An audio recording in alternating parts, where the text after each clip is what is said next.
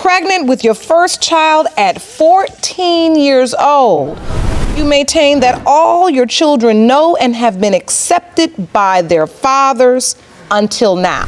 Mr. Harris, you state that you're a family man who first became a father at the age of 12, way too young. How did you get together? One night stands and here and there pleasurable moments, to be honest, Your Honor. And the guy that I was dating called him up. And so he came and gave us a ride to my apartment complex down the street to, drop his kids off. And Mr. Harris here helped me to the door with my groceries. And this was Christmas Eve. And I said, okay, well, I don't have my kids this evening. We go into the van and we sleep in the van that night. Well, I felt comfortable, like everything was gonna be okay. So, the next morning is when, I'm waking up, I'm feeling him, You met him in church. Yes. And the next thing you know, you having sex with him in an abandoned van? In today's case, Judge Lauren Lake steps into a courtroom filled with tension, confusion, and long-buried frustrations. The kind of emotional landscape where a DNA test becomes more than scientific evidence. It becomes a mirror, forcing everyone to confront their choices, their memories, and the consequences of their relationships.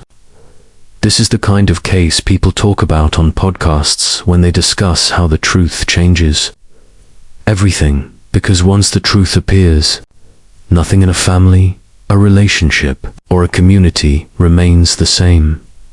The courtroom is occupied by individuals who are deeply entangled in layers of personal history. On one side stands a young mother, carrying the weight of repeated heartbreak and the responsibility of multiple children. On the other side is a man who insists he is a family man, yet denies paternity of the twins at the center of this case. Around them are witnesses, musicians, family acquaintances, and individuals whose lives intersected in complicated and messy ways. What unfolds is not just a paternity dispute. It is a portrait of what happens when relationships collapse, when expectations shatter, and when the line between truth and perception becomes dangerously thin. Judge Lauren Lake listens closely as each person tells their version of events. The mother explains that she met the alleged father in church, a place she believed represented safety, guidance, and community. She describes how their connection was brief, unplanned, and deeply flawed.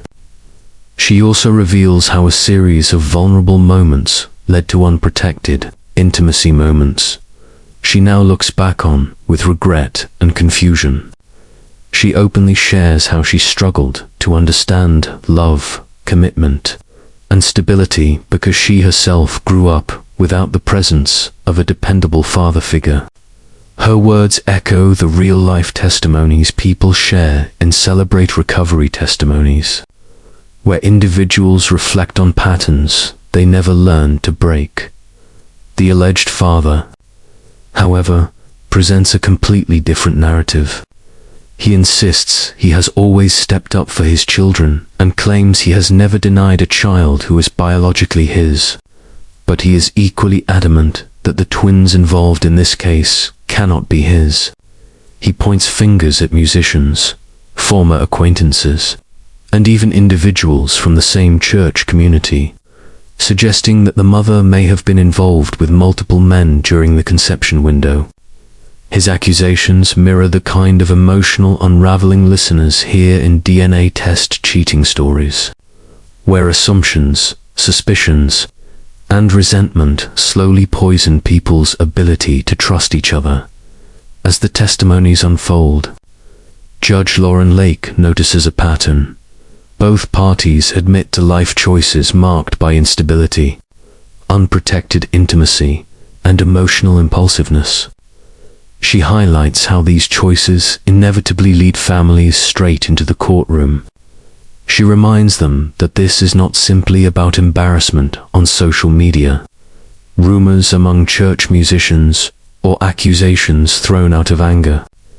This is about determining the identity and future of two innocent children. And when children are involved, The courtroom becomes a place where clarity must replace chaos. Throughout the hearing, the discussion moves beyond personal drama and into principles that echo the relationship between law and justice. Judge Lake touches on how the law requires evidence, documentation, and accountability, principles that resemble topics often explored on the Game-Changing Attorney podcast. Here, justice is not determined by gossip or community pressure. It is determined through facts, scientific testing, and legally protected procedures. In this case, the courtroom becomes a living example of the concept of justice in jurisprudence, where truth must be separated from emotional narratives. The mother presents birth certificates showing intentionally blank spaces where the father's name should have been.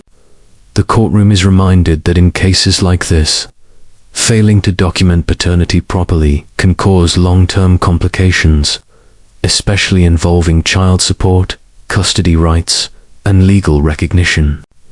Judge Lauren Lake uses this moment to emphasize how critical it is for parents to understand the legal implications of their actions.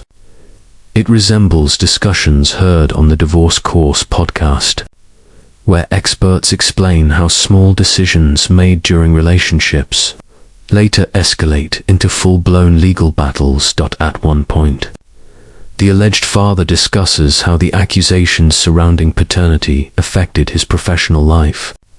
Contracts were cut off, performances were cancelled, and pastors confronted him after seeing posts on social media. He claims he lost nearly $3,900 in opportunities due to allegations that he was a deadbeat father. This is where the courtroom shifts briefly into the topic of wrongful assumptions and the power of narratives. In places like divorce proceedings or civil disputes, this is where ideas like the adverse inference in evidence act apply, when one party's actions or lack of cooperation can influence how the court interprets the overall situation. Judge Lauren Lake also addresses the emotional reality that many people regret taking a DNA test, not because the science is wrong, but because the truth disrupts the story they have been trying to defend. In many families, the DNA test becomes the turning point that rewrites relationships and resets boundaries. The mother expresses that she never wanted drama. She simply wanted certainty. She wanted her children to know their father, not just through pictures or memories, but through legal acknowledgement. As the conversation continues, witnesses take the stand. One man, a musician from the same church, insists that although he had a friendship and history with the mother, he is not the father of the twins. He points out that the children resemble the alleged father, and he shares memories of helping care for the babies when they were sick, even when the alleged father was not present. His testimony reflects the messy, interconnected relationships that often arise in community spaces. These dynamics resemble those seen in adoption stories, full episodes, where adults connected by circumstance struggle to define their roles in a child's life. Another witness, the mother of the alleged father, explains how public perception impacts families. She reveals that church members, pastors, and even gospel performers confronted her son, questioning his character and moral responsibility. This shows how community opinion can become an unofficial court, making judgments before formal evidence is ever presented. Judge Lake highlights how these pressures reinforce the need for legal systems, including the Supreme Court and family courts nationwide, to operate with clarity, fairness, and rules that protect both parents and children. Throughout the hearing, Judge Lake maintains sharp focus on what truly matters: the twins, their future, their identity, and their right to know who their biological father is. She repeatedly reminds all parties that adulthood requires accepting responsibility, not shifting blame. Her words echo the core principles of justice, responsibility, and truth, themes that often appear in legal storytelling, documentaries, and courtroom discussions across major platforms as tension builds. The courtroom prepares for the moment everyone has been waiting for. The DNA test results. Judge Lake emphasizes that science does not lie, even when people do. The room quiets, the atmosphere thickens, and for a moment, everyone's personal fears, regrets, and hopes collide. She opens the envelope. She reads the findings, and the truth, once hidden behind confusion and conflict, finally enters the room with full authority. When Judge Lauren Lake begins reading the DNA results, every person in the courtroom feels the weight of what is about to be revealed. This is the moment where speculation ends and certainty begins. The courtroom, once full of overlapping stories, emotional accusations, and conflicting perspectives, becomes a place where the truth changes everything. And in paternity cases like this, the truth doesn't only rearrange relationships, it reshapes futures. Before announcing the findings, Judge Lake reminds everyone that the DNA test is not a weapon, nor is it a punishment. It is evidence. It is the scientific clarity that the law depends on, especially in matters involving child support, custody, parental rights, and legal responsibility.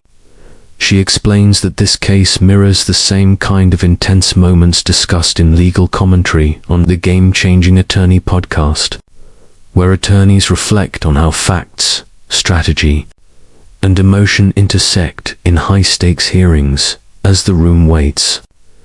Judge Lake repeats a core principle found in the concept of justice in jurisprudence. Truth must never be feared. It may be painful, shocking, or unexpected, but it is the foundation that justice stands upon. She encourages both sides to remember that after the results are read, what matters most is what they choose to do next, how they rebuild, how they heal, and how they parent. Then she announces it. The alleged father is the biological father of the twins. The mother exhales, tears escaping in quiet relief. For her, this isn't a moment of victory. It is a moment of validation. She has carried months of doubt, accusations, and community gossip. Now, the science confirms what she believed all along. This clarity grants her not only emotional relief, but legal rights she previously could not secure. The alleged father, who had confidently denied paternity from the beginning, is visibly stunned. This is the moment many people speak about when they say people regret taking a DNA test. Not because the test is wrong, but because the truth doesn't match the story they used to protect themselves. In this instance, the truth disrupts his narrative that the mother had other partners during the conception window. It unwinds the arguments he made about reputation, financial loss, and community judgment. Judge Lake addresses him with firmness and empathy. She reminds him that being a father is not just a biological position. It is a legal and moral responsibility. She explains that now that paternity is confirmed, the law expects him to provide for the twins, emotionally and financially. This includes child support, co-parenting obligations, and long-term involvement. She explains that the legal system does not excuse a parent who denies or avoids responsibility, especially once scientific proof is provided. She also clarifies that his countersuit, seeking compensation for lost income due to rumors, cannot be granted. Why? Because the core question of the case confirms that the mother's claims were not false. This aligns with legal reasoning similar to interpretations within the Adverse Inference in Evidence Act, where the court evaluates how a party's conduct, statements, or refusal to acknowledge reality affects the evidence and outcome. The father's reaction reflects a broader truth that often appears in DNA test, cheating stories, discussed online and in courtroom analyses. People often deny paternity not because they are certain, but because they fear the responsibilities attached to the truth. Judge Lake emphasizes that this fear cannot dictate a child's identity or future, as the father processes the results. Another layer of tension surfaces. He had brought up other women in the past, women he claimed had also tried to pin babies on him. He referenced how he always did his research into paternity. Judge Lake points out that research means nothing if it is not paired with honesty and accountability. In the courtroom, evidence outranks assumption every time. Meanwhile, the mother listens, knowing that the emotional part of the battle is over, but the legal journey is only beginning. She has managed her home, her children, and her education with limited support. Now, with the confirmation of paternity, she can pursue the legal rights her children are entitled to, rights similar to those recognized in higher courts, including the Supreme Court, which consistently upholds a child's right to financial and familial stability. Yet the atmosphere in the courtroom is not triumphant. It is reflective. Judge Lake uses this moment to address both parties with wisdom reminiscent of conversations found in the Divorce Course podcast, where experts discuss how broken relationships transform into legal obligations rather than emotional partnerships. She highlights how decisions made in moments of vulnerability, such as unprotected intimacy, reliance on unstable partners, or lack of documentation, often bring people to courtrooms. Years later, she reminds the mother that although she has confirmation now, she must break the patterns that led her into cycles of unstable relationships.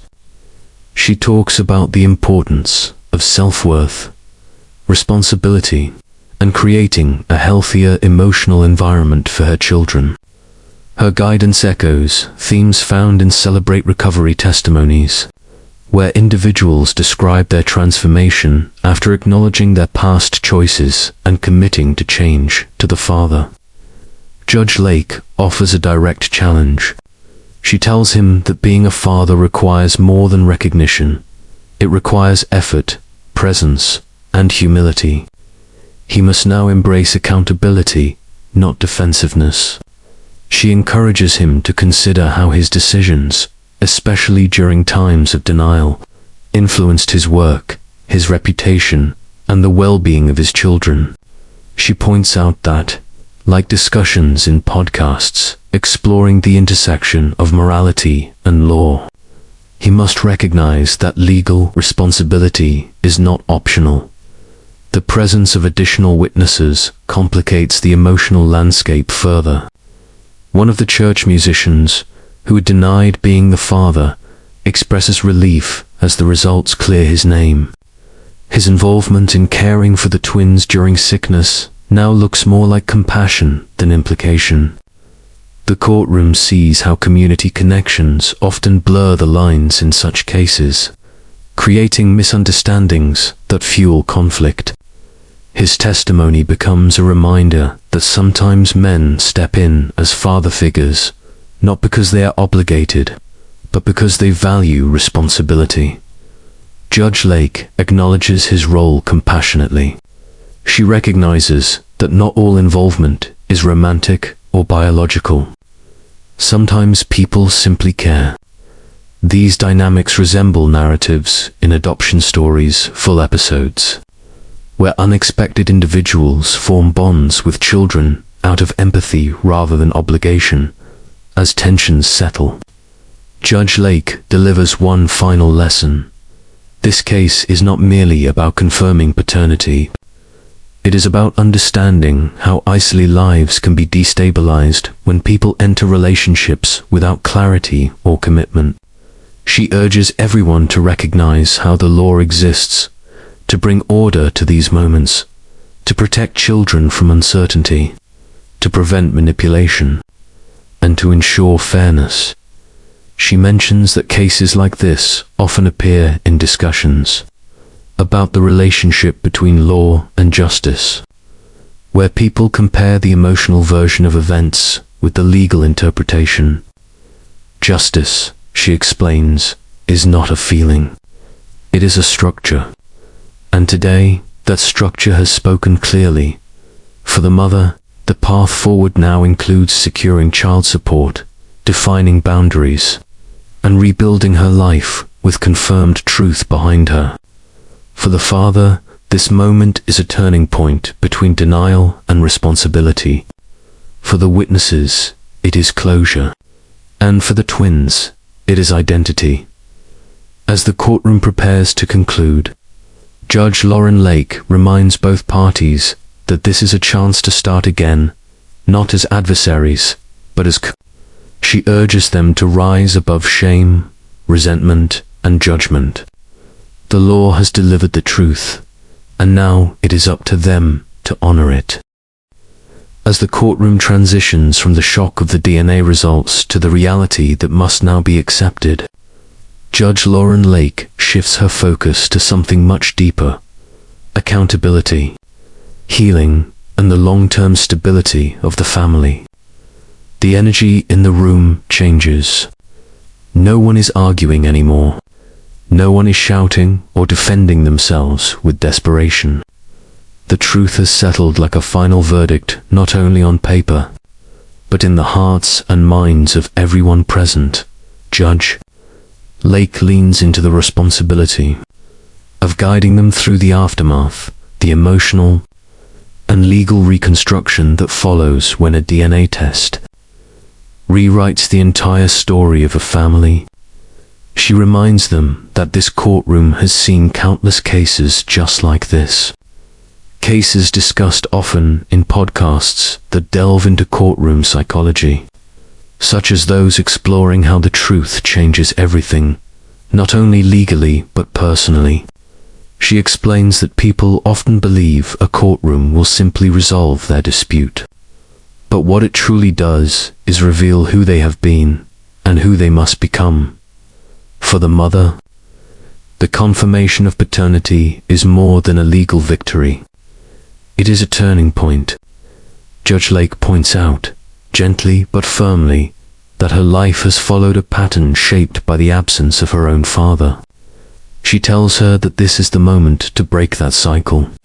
The judge's words echo the types of reflections heard in Celebrate Recovery testimonies, where individuals describe how they finally confronted the patterns they repeatedly fell into. Judge Lake tells her that parenting must now become intentional, not survival-based, but stability-based. She reminds the mother that she is not defined by her past choices, her young pregnancies, or the instability she came from. She is defined by what she chooses now that she has clarity. The judge strongly encourages her to use her education to build a stable home for her children, and to adopt boundaries that protect her from the emotional chaos of inconsistent relationships. She must prioritize her children's emotional health as much as their physical needs. Then Judge Lake turns to the father. His world, built on denial and confidence in his assumptions, has been turned completely upside down by the DNA results. She speaks to him with the same strength she has shown countless parents in her courtroom who tried to outrun responsibility. She explains that this moment mirrors situations discussed in legal analysis segments and law-focused podcasts like the Game Changing Attorney podcast, where professionals examine the consequences of avoiding accountability. Tells him that he now faces not just the emotional responsibility of fatherhood, but the legal obligations enforced by the court, including child support, documentation, access arrangements, and future cooperation. She reminds him that he cannot afford to be passive, distant, or angry. The law expects him to step up immediately, and she will hold him to that standard. Judge Lake also addresses the financial claim he attempted to make, demanding compensation for lost income due to the mother's public claims. She explains once more why his countersuit cannot stand. Her statements were not false. The evidence has confirmed that he is the biological father. In courtrooms, especially in paternity matters and divorce case disputes, truth serves as the backbone of legal decisions. The principles behind acts like the adverse inference in evidence act play a role here. The consequences of denying or withholding acknowledgement amplify when the truth contradicts a party's claims. Does the judge speaks, the father listens closely. He is defensive at first, but over time his expression shifts. He begins to understand that this moment is not designed to humiliate him, but to correct his course. Judge Lake tells him that part of being a man, a father, and a responsible adult is accepting that truth does not bend for anyone. It stands firm, even when it disrupts pride, reputation, and relationships. The witnesses, once vocal and emotional, now sit quietly. The musician who helped care for the twins seems relieved that the truth has finally cleared the cloud of doubt around him. His presence in the children's early months was out of compassion, and now the courtroom recognizes that. He is no longer tangled in the narrative of paternity, and Judge Lake acknowledges the importance of community members who step in when children need help, especially in moments when biological parents are absent. She notes that such acts of kindness are similar to the emotional layers often shared in adoption stories' full episodes, where people form unexpected bonds with children who need support. Judge Lake also addresses the broader social implications of cases like this, implications often explored in episodes of the Divorce Course podcast, where experts discuss how unstable relationships create legal storms for families. She explains that when people enter relationships carelessly, without regard for consequences, the fallout often lands in the courtroom years later. It is a cycle she sees over and over. Young parents, multiple partners, unprotected intimacy, and then legal battles over identity, support, and responsibility. She emphasizes that the courtroom is not designed to replace healthy relationships. It is designed to protect children from the chaos created when relationships fall apart. This case, she explains, will now proceed toward arrangements that ensure the twins receive the financial, emotional, and legal stability they deserve. The emotional intensity of the moment brings the entire courtroom into a reflective silence. Judge Lake uses this opportunity to deliver a message that transcends the individuals in front of her. It is a message about responsibility, truth, and the fragile line between law and personal choices.